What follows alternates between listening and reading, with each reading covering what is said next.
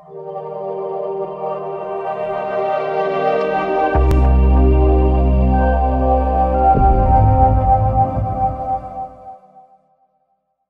Baruch Hashem, on revient des vacances là. On revient des vacances. C'est très dur. Ouais, c'était sympa les vacances. Tel Aviv, Ranana. Ouais. Bon, on va pas chauffer les gens. Mais en tous les cas, Baruch Hashem, on est revenu à l'Yeshiva. Et on est là pour travailler et pour se remplir de bagages pour notre avenir déjà et pour notre présent. Donc les Maasé, on a fait un cours sur le Rav Shaya, il nous a demandé, je répète, on l'a déjà dit dans les cours, de nous faire un cours sur le nar. J'avance parce qu'on n'a pas avancé beaucoup. Donc Kitso, ils ont fauté beaucoup. Hachem, qu'est-ce qu'il fait? Les Béné Israël, ils ont commencé à s'influencer. Et Hachem, il a envoyé un chauffette. Comment il s'appelait ce chauffette là? Avant il s'appelait Ehud Ben Gera. Ehud Ben Gera. Alors, d'abord, Hachem, avant qu'il envoie le délivreur, il envoie d'abord le coup. Qu'est-ce qu'il envoie? Il envoie un roi qui s'appelait Eglon. Eglon, sa petite fille, ça va être Ruth à Moavia, qui va sortir David Améler, le Mashiach. Ouais. Donc Eglon, il a commencé à appeler à ses voisins, Amalek et tout ça, pour faire la guerre avec Israël. Et il a dit, bon, c'est quoi, on va pas faire vraiment la guerre. Ils ont commencé à faire la conquête. À côté de Yericho, il y avait une très belle ville qui produisait beaucoup de dattes, etc. Eglon, il a pris ça. C'était un grand dommage. C'était un grand dommage pour Eglon, pour les Juifs, parce que de là-bas, on sortait beaucoup de dattes, beaucoup de choses très bonnes, et ça a causé des catastrophes et des catastrophes. Donc, les Maasé, Eglon, il a commencé à s'approprier de cet endroit-là, et à part ça, Eglon, il a demandé à tous les Juifs de payer des taxes, des grosses taxes, qui coûtaient très très cher pour les Juifs.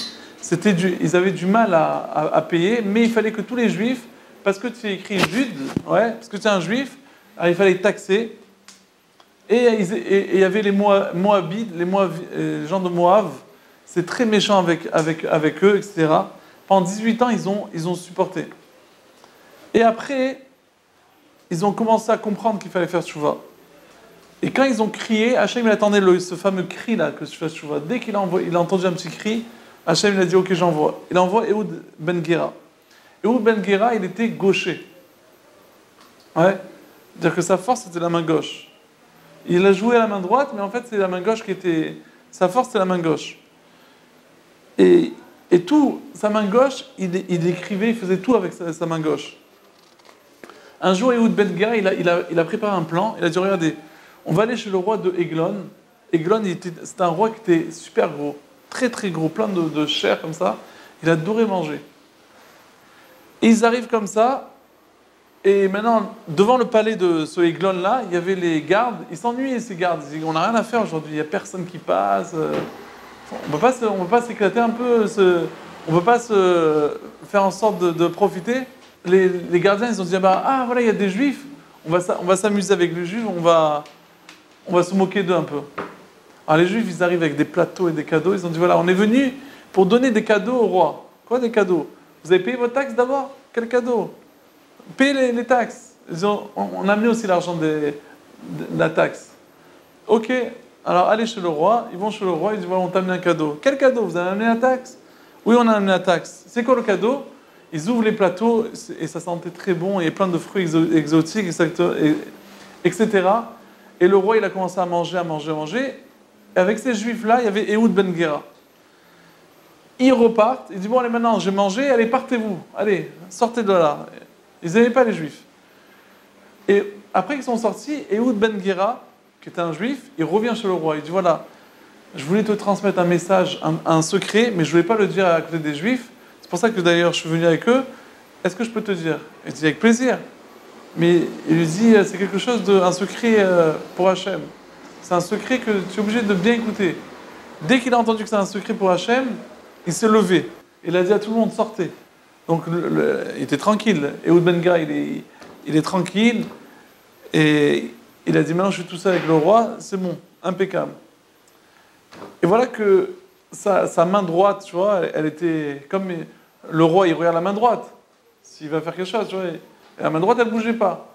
Et comme il était gaucher, il a fait un geste magnifique de la main gauche. Ouais. Il a sorti un couteau comme ça, qu'il avait préparé.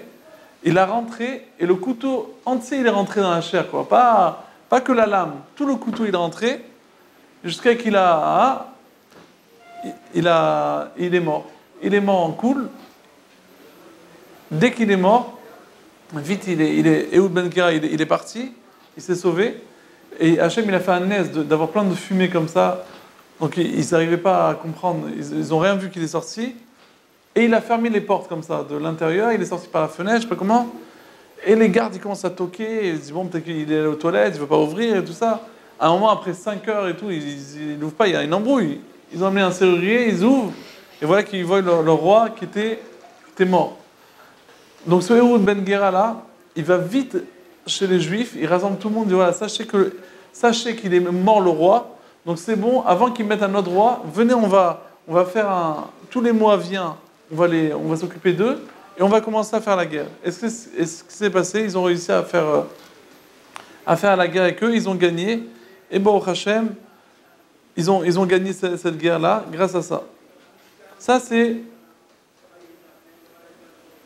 Et pendant 80 ans, il n'y avait pas de guerre. Et grâce à Ehud Ben Gera, qu'on a dit, c'est le dirigeant, il a réussi à diriger sans être un roi, mais il a dirigé pendant 80 ans et tout s'est passé bien. Ça, c'est l'histoire de Adkan, ça, c'est l'histoire de Ehud Ben Gera, le premier chauffette. La semaine prochaine, on va faire l'histoire de Dvorah Nevia. On va voir qu'il y a une prophète, une prophétesse, une femme qui s'appelle Dvorah, avec Sisra. Le roi Sisra, d'ailleurs, tous les sonneries du chauffard, on le connaît de Sisra. On va raconter cette histoire la semaine prochaine de Hachem. Chazak Baruch. À la semaine prochaine, Chazak Baruch.